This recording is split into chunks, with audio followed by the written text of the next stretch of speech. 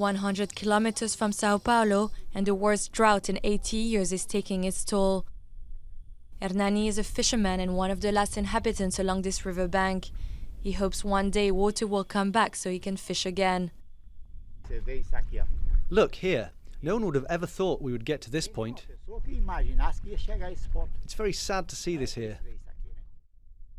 The environmental crisis in this region is unprecedented.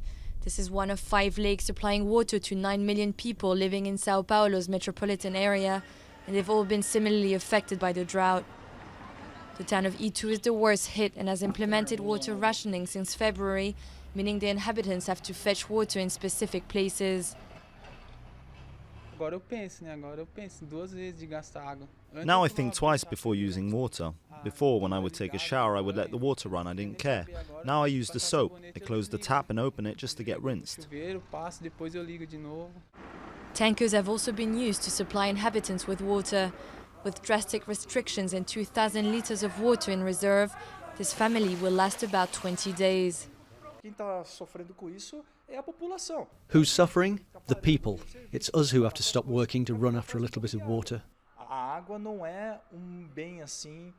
It's not because you pay for water that you can use as much as you want. No, there are water reserves and everyone depends on them. We have to take care of them.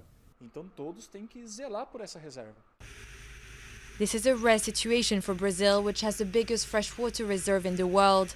Some neighborhoods in Sao Paulo have already had water cutoffs, and the industrial sector is also badly hit.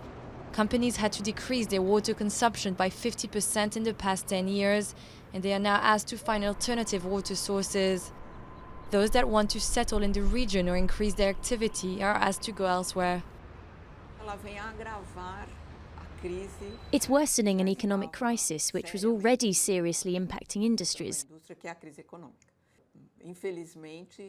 It's like a second earthquake. And unfortunately, there's no improvement foreseeable in 2015. On the contrary. The region went through similar crises in the past, but global warming is now making things worse. Rain cycles are disrupted, and constant deforestation reduces the amount of atmospheric water.